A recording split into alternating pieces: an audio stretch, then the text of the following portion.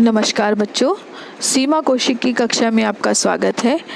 आज की हिंदी कक्षा में हम पढ़ेंगे अभिव्यक्ति और माध्यम की पुस्तक से जो आपका टॉपिक है जनसंचार माध्यम और लेखन। जनसंचार माध्यम और लेखन में हम आज पढ़ेंगे जनसंचार माध्यम। आपकी जो पुस्तक है अभिव्यक्ति और माध्यम, वो पुस्तक 11वीं और 12वीं दोनों ही कक्षाओं में लगती है। उसमें से कुछ चैप्टर्स आपके 11वीं कक्षा में पढ़ाए जाते हैं और कुछ चैप्टर्स 12वीं कक्षा में। तो आज हम जो चैप्टर पढ़ेंगे वो आपकी 11वीं कक्षा के सिलेबस में है। तो ये टॉपिक है जनसंचार माध्यम।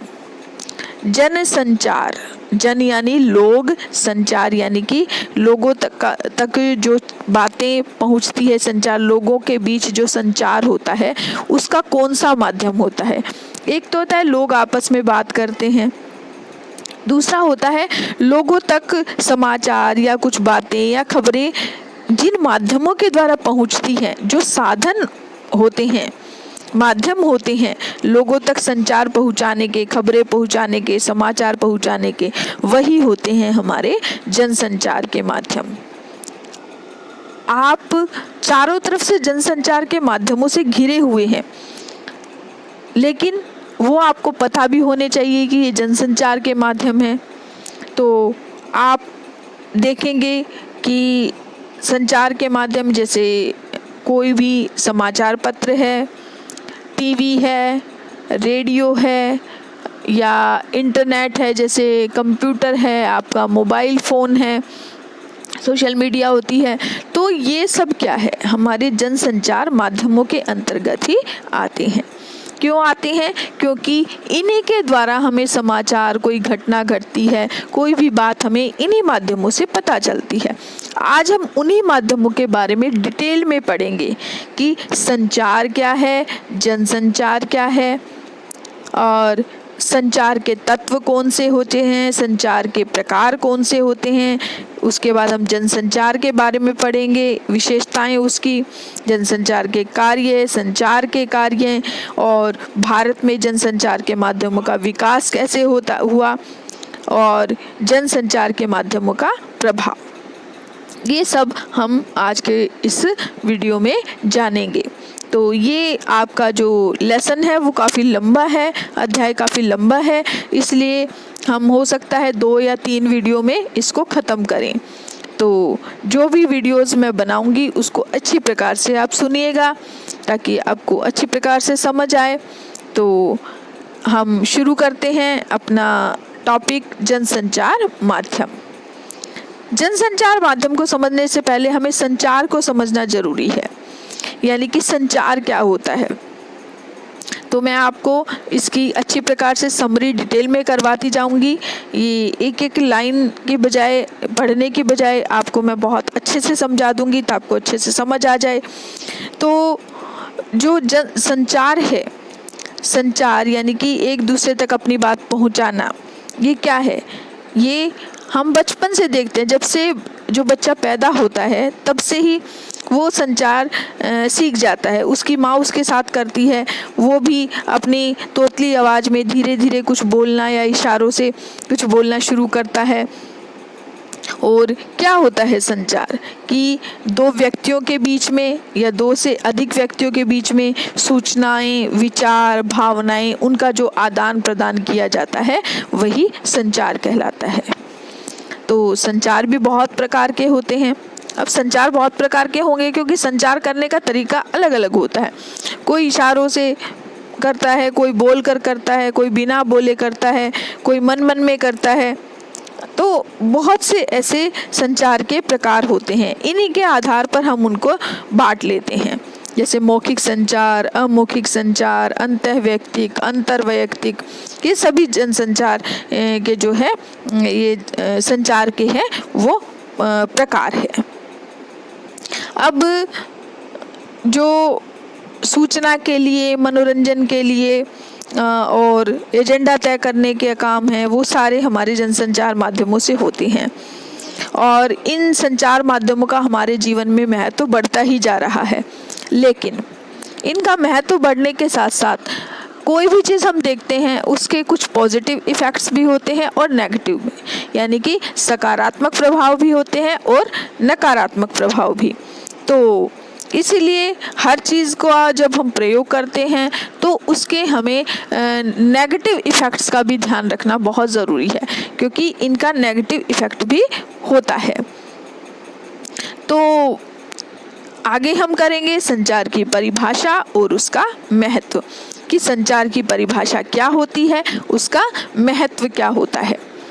अब मान लीजिए आपको सोने के समय या अकेलापन हो, तो हम अधिकांश जो अपने विचार है प्रकट करने के लिए एक दूसरे से समूह में संचार है वो लगाते हैं, यानी कि क्या करते हैं, हम अपने अकेलेपन को दूर करने के लिए और छोटी छोटी ज़रूरतों को पूरा करने के लिए, या कोई भी है, एक हम अगर रात को सोने के समय को छोड़ दें, बाकी हर समय हम संचार करते हैं ना, हम आपस में बातें करते हैं, किसी से कोई चीज़ मांगनी है, किसी को कुछ देना है, कहीं जाना है, कुछ लेना है, बाज़ार जाना है, हर जगह हमें संचार की ज़रूरत पड़ेगी, यानी कि बिना बोले तो हम कोई काम कर ही नहीं पाएंगे।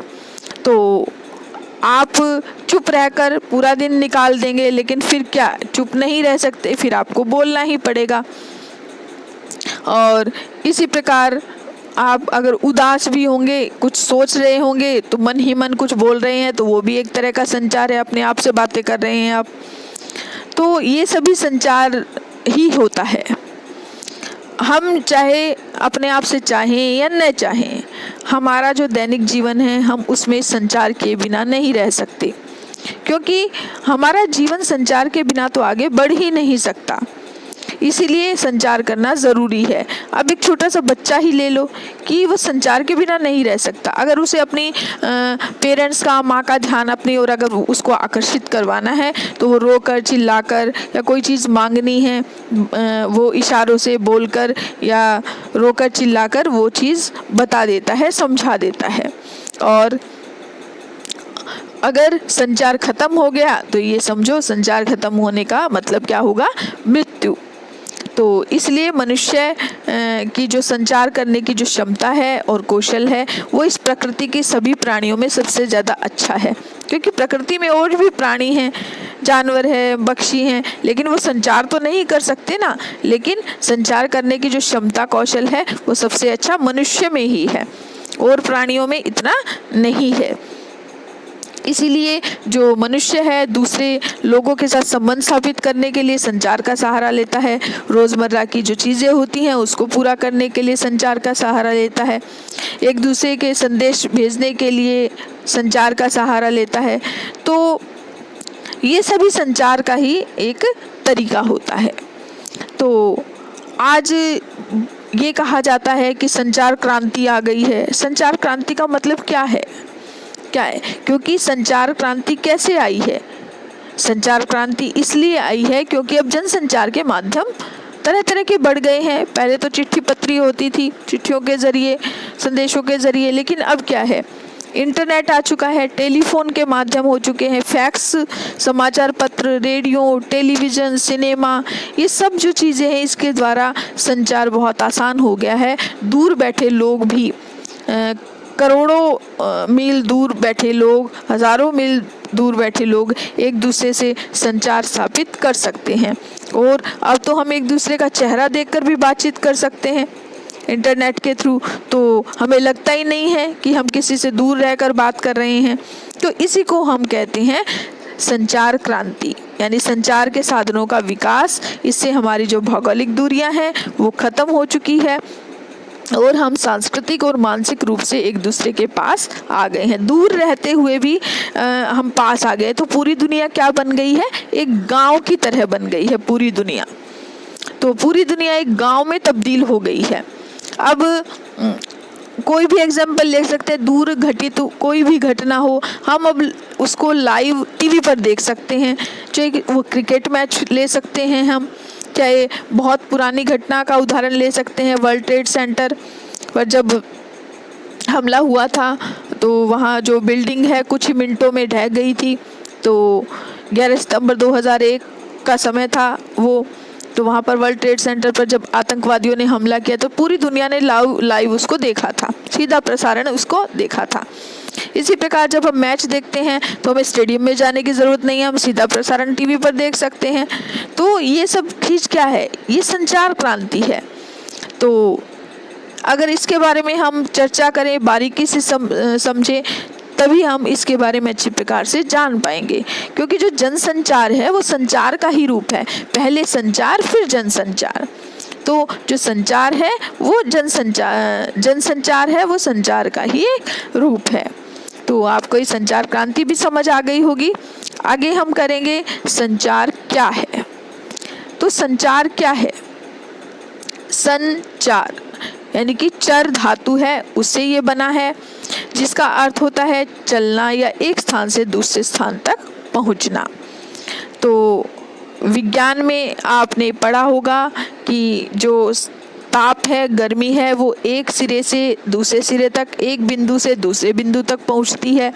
इसी प्रकार जो टेलीफोन है उसके बेतार के तार के जरिए मौखिक लिखित संदेश एक जगह से दूसरी जगह पहुंच जाते हैं। और हम जिस संचार की बात करते हैं तो वो एक या अधिक व्यक्तियों के बीच सूचनाएं हैं, विचार है, उनकी भावनाओं का आदान प्रदान होता है। तो इसीलिए संचार जो होता है वो इसी प्रकार होता है, एक व्यक्ति से दूसरे व्यक्ति के भावों का आदान प्रदान या ज़्यादा व्यक्तियों के भावों और विचारों का आदान प्रदान। तो संचार में एक्चुअल में होता क्या है कि एक दूसरे की बातों को, अनुभवों को इस तरह से लोग एक दूसरे से बांटते हैं। लेकिन संचार केवल दो व्यक्तियों के बीच नहीं होता है, वो उससे अधिक व्यक्ति, हजारों, लाखों, करोड़ों, पूरी दुनिया के बीच होने वाले जो जनसंचार है उसको शामिल किया जाता है। अब समूह में या दो व्यक्तियों में तो वैसे ही बातचीत हो जाएगी, लेकिन जब वो ज़्यादा लोगों तक संचार पहुंचाना होता है तो जनसंचार के माध्यमों का सहारा लेना पड़ता है, तभी वो संचार पूरा होता है। तो इस प्रक्रिया को जो अंजाम देने में मदद करने वाले जो तरीके हैं वो संचार के माध्यम कहलाते हैं, यानी जो जनसंचार माध्यम होते हैं वो होते हैं। तो आपको यहाँ तक समझ आ गया होगा। तो हम आगे करते हैं। अब अगर हम देखें कि संचार जो है वो कोई घटना नहीं है, वो एक प्रक्रिया है, ऐसी जीवंत प्रक्रिया जिसमें सूचना देने और पाने वाले की सक्रिय भागीदारी ज़रूरी है। यानी कि जो बोलता है, संचार करता है और दूसरे तक पहुंचाता है अपनी बात, तो दोनों का उसमें होना ज़रूरी है। क्योंकि अगर दोनों ही उसमें भागीदारी नहीं रहेगी तो संचार की प्रक्रिया सही नहीं होगी। अब मान लीजिए कोई व्यक्ति कुछ दूसरे को कुछ समझा रहा है, मान लीजिए कोई टीचर ही क्लास में बच्चों को समझा रहा है। अब टीचर तो समझा रहा है लेकिन बच्चे उसमें सक्रिय रूप से भागीदार नहीं है, यानी बच्चों का मन इधर उधर घूम रहा है, बच्चे उसमें ध्यान नहीं दे रहे हैं, बच्चों की पढ़ने की इच्छा नहीं है, तो वो संचार जो टीचर का संचार है वो बच्चों तक कैसे पहुंचेगा। तो इसलिए संचार में दोनों तरफ की ही भागीदारी ज़रूरी होती है और संचार प्रक्रिया का आगे बढ़ना इससे मुश्किल हो जाता है अगर कोई संचार के लिए अनिच्छुक है। अगर संचार की इच्छा ही नहीं है उसकी, तो इस अर्थ में संचार अंतरक्रियात्मक यानी इंटरैक्टिव प्रक्रिया है। तो दोनों की ही भागीदारी उसमें ज़रूरी होती है। अब है संचार के तत्व। संचार के तत्व क्या होते हैं? क्योंकि संचार की प्रक्रिया पूरी करने के लिए संचार के तत्व जो भी होते हैं वो होने बहुत ज़रूरी होते हैं। उसके बिना संचार की प्रक्रिया पूरी नहीं हो पाती। तो संचार के जो तत्व हैं उसका हम एक एक करके उस पर चर्चा करेंगे और पॉइंट टू पॉइंट करेंगे कि पहले कौन सा तत्व होना चाहिए, बाद में कौन सा होना चाहिए। तो पॉइंट टू पॉइंट हमें पता होना चाहिए। तो आप ये देख सकते हैं कि इसमें जो तत्व दिए हुए हैं वो थोड़े डार्क कलर से, ब्लैक से आपको दिखाई देंगे। जैसे कि ये स्रोत या संचारक है, कूटीकृत एन्कोडिंग है, संदेश है, माध्यम या चैनल है, प्राप्तकर्ता या रिसीवर है। तो इनका एक एक पॉइंट करके इसके तत्वों के बारे में हम जानेंगे, क्योंकि बड़े प्रश्नों में आ जाता है या छोटे प्रश्नों में अलग से पूछ लिया जाता है। कि सबसे पहला तत्व होता है संचार का स्रोत या संचारक। स्रोत या संचारक क्या होता है कि कोई भी उद्देश्य होता है किसी तक पहुंचाने के लिए, अपनी भावनाएं पहुंचाने के लिए एक उद्देश्य होता है, और संचारक के द्वारा ही संचार की प्रक्रिया शुरू होती है। यानी कि हम जब तक संचार नहीं करेंगे तब तक संचार की प्रक्रिया शुरू नहीं होगी। सामने वाले तक तभी तो पहुंचेगा ना जब संचार की प्रक्रिया शुरू होगी। तो उसी को संचारक कहते हैं हम, कि जो संचार प्रक्रिया की जहाँ से शुरुआत होती है। फॉर एग्जाम्पल इसको समझने के लिए हम कह सकते हैं, जैसे मान लीजिए आप कक्षा में बैठे हैं, आपको अपने मित्र से कोई चीज़ चाहिए, तो आप उससे मांगेंगे, उसे आग्रह करेंगे कि मुझे आपकी किताब चाहिए या पेन चाहिए। तो संचार की प्रक्रिया की शुरुआत आपने कर दी है। इसी प्रकार आप वो मांगने की जो प्रक्रिया करेंगे, या तो मुंह से बोलकर करेंगे या उसे लिखकर संदेश भेजेंगे। अगर कक्षा में टीचर ने अगर ये कहा है कि डिस्टरबेंस नहीं होनी चाहिए, बोलना नहीं है, तो आप लिखकर उसको संदेश भेजेंगे। या मान लीजिए आपको टीचर से ही कुछ पूछना है, कोई चीज़ समझनी है, तो आप टीचर से पहले अपनी बात, यानी कि आप क्या हो गए, संचारक। तो संचार की प्रक्रिया यहाँ से शुरू हुई। तो सबसे पहला तत्व तो ये हो गया स्रोत या संचारक। तो आपको ये समझ आ गया होगा। दूसरा है कूटीकृत या एनकोडिंग। कूटीकृत या एनकोडिंग क्या होता है?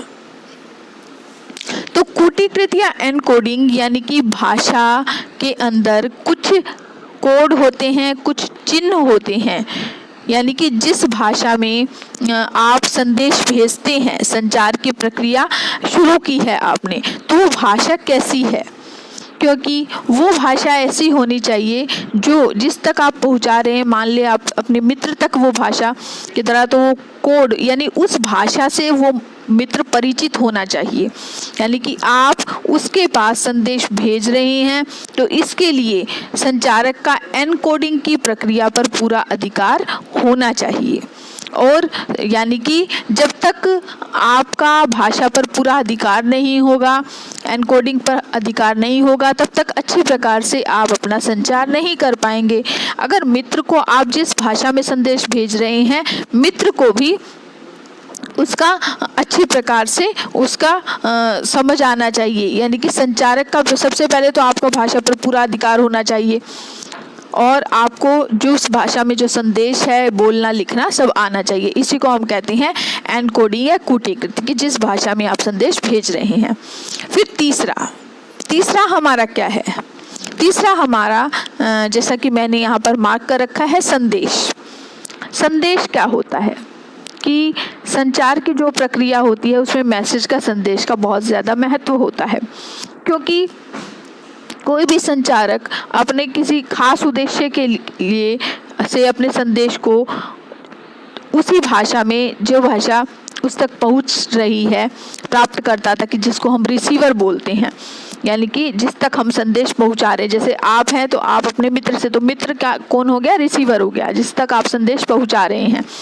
तो उसी अर्थ में वो प्राप्तकर्ता तक पहुंचना चाहिए, जिस अर्थ में आप पहुंचा रहे हैं, जिस भाषा में आप पहुंचा रहे हैं। इसलिए जो संदेश होना चाहिए वो सीधा होना चाहिए, सरल होना चाहिए, स्पष्ट होना चाहिए, ताकि प्राप्तकर्ता है, रिसीवर है, उसको समझ पाए।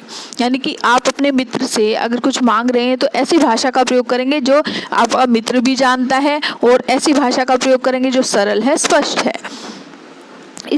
इसलिए जो संदेश होता है वो उसी अर्थ में प्राप्तकर्ता तक पहुंचाना है जिस अर्थ में वो उसको समझ सके। संचारक अपने संदेश को लेकर खुद पूरी तरह से स्पष्ट हो, और संदेश जितना है सीधा होगा, स्पष्ट होगा, प्राप्तकर्ता उसको उतनी अच्छी तरह से समझ पाएगा।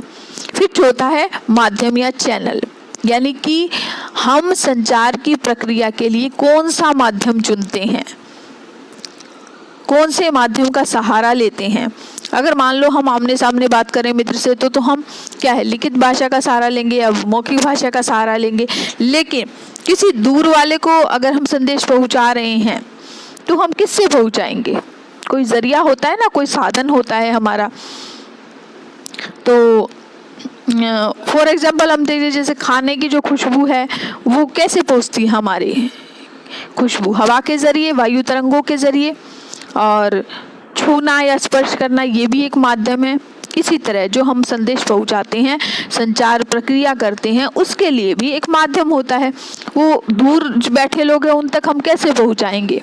हम टेलीफोन का सहारा लेंगे, समाचार पत्र है, इंटरनेट है, टेलीविज़न है, ये विभिन्न माध्यम है। इसको हम कहते हैं माध्यम या चैनल, यानी कि संचार के तत्वों में ये भी शामिल है। तो कौन कौन से हो गए? स्रोत या संचारक, फिर कूटीकृत या एनकोडिंग, फिर संदेश, फिर माध्यम या चैनल। अब है हमारा प्राप्तकर्ता या रिसीवर, यानी कि संचारक ने कहाँ तक पहुँचाया है, वो प्राप्तकर्ता यानी रिसीवर। इसके बाद तत्वतः इतने चरणों से गुजरकर वो संदेश प्राप्त करता यानी कि रिसीवर तक पहुंचता है, यानी कि आपने अपने मित्र तक पहुंचाया, किस दूर बैठे व्यक्ति तक पहुंचाया। तो इसको जो है प्राप्त जो संदेश होता है रिसीवर को मिलता है, उसकी डीकोडिंग करता है। एक तो एनकोडिंग हुआ कूटीकृत, एक होता है डीकोडिंग, यानी कि उसको समझता है। जब तक उसकी डीकोडिंग नहीं करेगा वो, यानी कि जो संदेश उस तक रिसीवर तक पहुंचा है उसको वो समझने की कोशिश करेगा। एक तरह से वो उसकी है डीकोडिंग करेगा। एनकोडिंग से वो क्या करेगा? डीकोडिंग करेगा। ये एनकोडिंग की क्या है? उल्टी प्रक्रिया है कि संदेश को जिस भाषा, चिन्ह में, संकेत में जो भी उसने भेजा है संचारक ने, वो उसको जो प्राप्त करता है रिसीवर है, उसके अंदर छिपे अर्थों को निकालकर उस संदेश को समझेगा। तो इसीलिए संचारक और प्राप्तकर्ता दोनों ही उस कोड से परिचित होने चाहिए, यानी कि दोनों को वो भाषा समझ आनी चाहिए। संचारक जिस भाषा में संदेश पहुंचा रहा है तो रिसीवर को भी वो भाषा समझ आनी चाहिए। तो ये भी आपको समझ आ गया होगा। और संचार की जो प्रक्रिया है उसमें प्राप्तकर्ता एक मुख्य भूमिका निभाता है, क्योंकि प्राप्तकर्ता होता है वो संदेश का आखिरी लक्ष्य होता है। क्योंकि संचारक का लक्ष्य क्या है? प्राप्तकर्ता तक संदेश पहुंचाना, और वो कोई भी व्यक्ति हो सकता है, ग्रुप को पहुंचाना है, पूरे देश तक संदेश पहुंचाना है। कोई भी माध्यम का जब हम सहारा लेकर पहुंचाते हैं, तो जब प्राप्तकर्ता को यानी कि रिसीवर को जब संदेश मिलता है तो क्या करेगा? वो उसको समझ आया नहीं, उसको वो फीडबैक देगा ना। एक तत्व हमारा क्या हो गया? फीडबैक।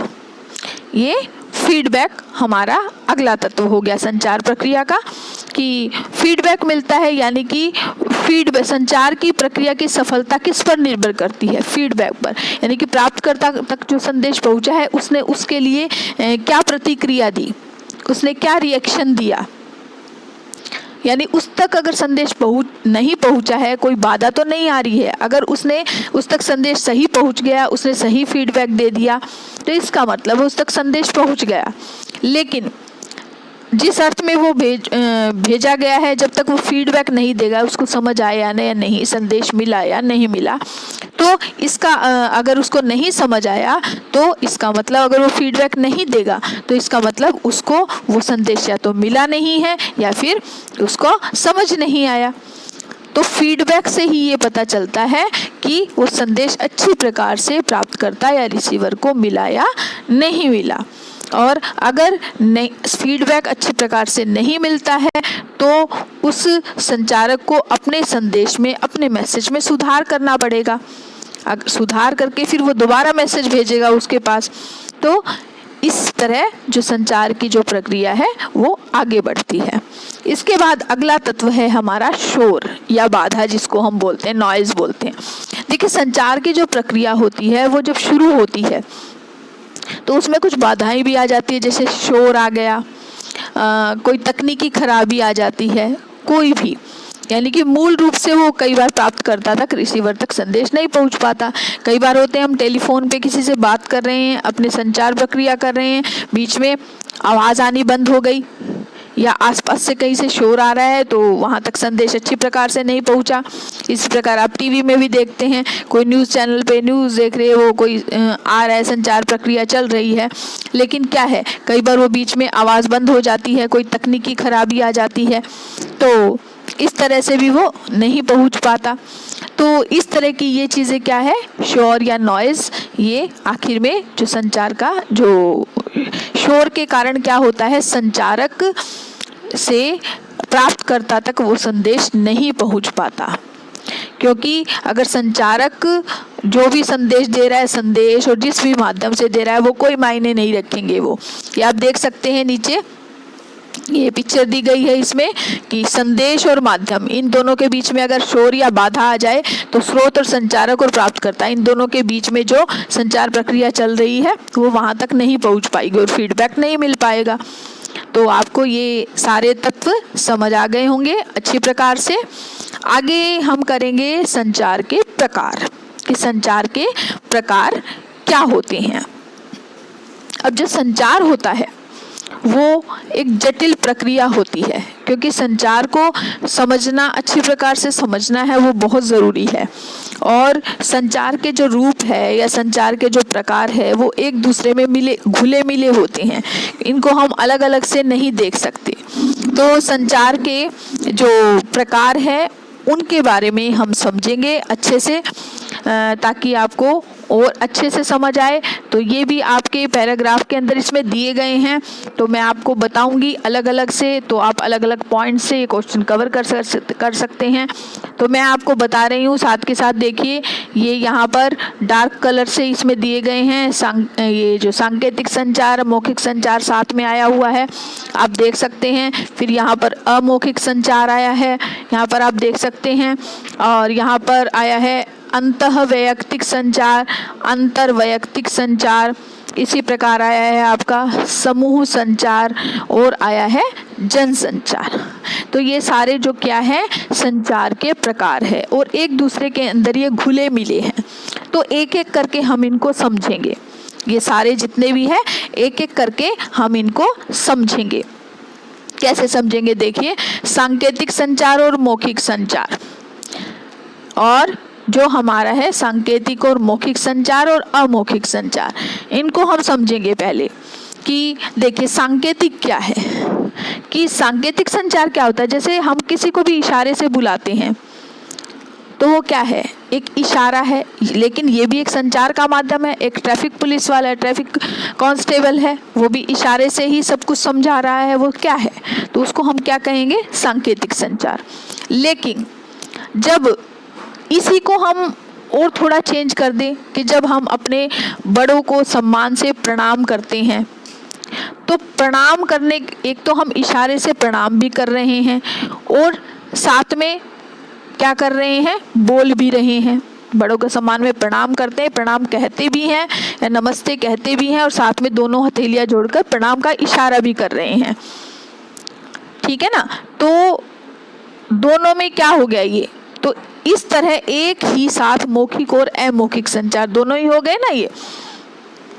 तो इसमें मौखिक तो है ही, सांकेतिक भी साथ में मिला हो गया है इसके अंदर, क्योंकि संकेत भी दे रहे हैं हम और बोल भी रहे हैं। और अमौखिक संचार, अमौखिक भी देखिए क्या होता है कि जब हम किसी से बातें कर रहे हैं, मान लीजिए कि, तो उसमें क्या है, कुछ ऐसी भावनाएं होती हैं, खुशी की, दुख की, प्रेम की, डर की, जो भावनाएं चेहरे से देखकर ही वो पता चल जाता है, यानी कि बिना बोले ही जो संचार हो जाए उसको हम बोलते हैं अमौखिक। समझ आ रही है ना, कि मौखिक संचार की अमौखिक क्रियाओं की मदद कर रहे होते हैं। मौखिक संचार की सफलता में अमौखिक संचार की बहुत महत्वपूर्ण भूमिका होती है। जैसे हमारे जीवन में कुछ सबसे महत्वपूर्ण भावनाएं मौखिक से कहीं ज़्यादा अमौखिक संचार के जरिए व्यक्त होती हैं, जैसे खुशी, दुख, प्रेम, डर। तो ये अमौखिक हो गया कि हम केवल चेहरे के एक्सप्रेशन के ज़रिए वो संचार हो रहा है। खुशी का जो एक्सप्रेशन है, दुख का है, तो वो अमौखिक संचार। तो तीनों आपको समझ आ गए होंगे, सांकेतिक संचार, मौखिक संचार और अमौखिक संचार। तो ये तीनों ही आपस में मिले हुए हैं। तो ये तीन प्रकार तो ये हो गए हैं। उसके बाद अब हम करेंगे अंतःवैयक्तिक संचार। अंतःवैयक्तिक संचार क्या होता है, अंतः मतलब अंदर, मन में। तो जब हम अकेले होते हैं या कुछ सोचते होते हैं या भविष्य के बारे में कुछ योजना बना रहे होते हैं, तो हम क्या करते हैं, तो हम संचारक भी स्वयं होते हैं और प्राप्तकर्ता भी स्वयं हो गए, यानी कि संचार करने वाले व्यक्ति भी होते हैं और रिसीवर भी होते हैं। तो जब हम खुद से ही कुछ सोचते हैं, खुद से ही सवाल करते हैं, खुद से ही जवाब करते हैं, तो ये क्या है? अंतःवैयक्तिक संचार। यानी कि जब हम कोई पूजा कर रहे हैं, ध्यान कर रहे हैं, तो मन में प्रार्थना कर रहे हैं, तो अपने आप ही मन के अंदर कर रहे हैं। तो ये क्या है? इसको हम कहते हैं अंतःवैयक्तिक संचार, कि हम सोचते भी हैं अपने किसी, फिर बाद में संवाद भी करते हैं, सोच विचार करते हैं, अंदर ही अंदर उसका जवाब भी ढूंढते हैं। तो इसको हम कहते हैं अंतःवैयक्तिक संचार। अब इसी से मिलता जुलता नाम है अंतर्वैयक्तिक। ये तो था अंतः यानी अंदर, मन में। अब अंतर्वैयक्तिक क्या होता है? अंतर्वैयक्तिक जो हम डेली रूटीन में बातें करते ही हैं, जब दो व्यक्ति आपस में मिलकर बातें करते हैं, परिवार के अंदर है या दो फ्रेंड कर रहे हैं, रोजमर्रा में नौकरी के लिए, दाखिले के लिए, कुछ भी हम जो उसको हम कहते हैं अंतर्वैयक्तिक संचार। तो आपको अंतर समझ आ गया, अंतःवैयक्तिक और अंतर्वैयक्तिक। अब है उसके बाद समूह संचार। समूह संचार क्या होता है? समूह यानी ग्रुप। नाम से ही पता चल रहा है कि जब ग्रुप के अंदर चर्चा की जाती है, कोई बात पर विचार विमर्श किया जाता है समूह में। जैसे कोई पंचायत के अंदर है, संसद के अंदर है, आप देखते हैं तो गांव की पंचायत है, वहाँ अनेकों लोग जमा होते हैं और आपस में सभा चल रही होती है। इसी तरह कोई नेता भाषण दे रहा होता है, वहाँ पर ग्रुप आपस में चर्चा होती है, या इस तरह से हम समूह संचार कह सकते हैं इसको। उसके बाद है हमारा जनसंचार। जनसंचार क्या है? कि जनसंचार जिसको मास कम्युनिकेशन कहते हैं, और जनसंचार क्या है? तो सीधा व्यक्तियों का आपस में संचार नहीं होता, वो किसी साधन के द्वारा, जनसंचार के किसी साधन के द्वारा उनका आपस में संचार होता है। ये होते हैं तकनीकी साधन या यांत्रिक साधन। मैं आपको जैसा कि पहले बता चुकी हूँ, यांत्रिक साधन या तकनीकी साधन कौन से हैं ये। तो ये हम कह सकते हैं कि अधिक लोगों तक जब संचार पहुंचाना हो, बात पहुंचानी हो, संदेश पहुंचाना हो, तो किसी न किसी तकनीकी माध्यम का सहारा लेना पड़ता है, वही होते हैं जनसंचार। जनसंचार मैं पहले भी बता चुकी हूँ आपको, अखबार, रेडियो, टीवी, सिनेमा, इंटरनेट, ये सब क्या है? ये इसके द्वारा हम लाखों करोड़ों लोगों तक, पूरी दुनिया तक संचार स्थापित कर सकते हैं। तो ये आपको संचार के प्रकार, तत्व, ये दोनों ही अच्छी प्रकार से समझ आ गए होंगे। तो इसके बाद हम आगे जो भी करेंगे इस लेसन में पॉइंट्स, वो हम अगले वीडियो में करेंगे। आप इस वीडियो को अच्छी प्रकार से करिए ताकि आपको सारा अच्छी प्रकार से समझ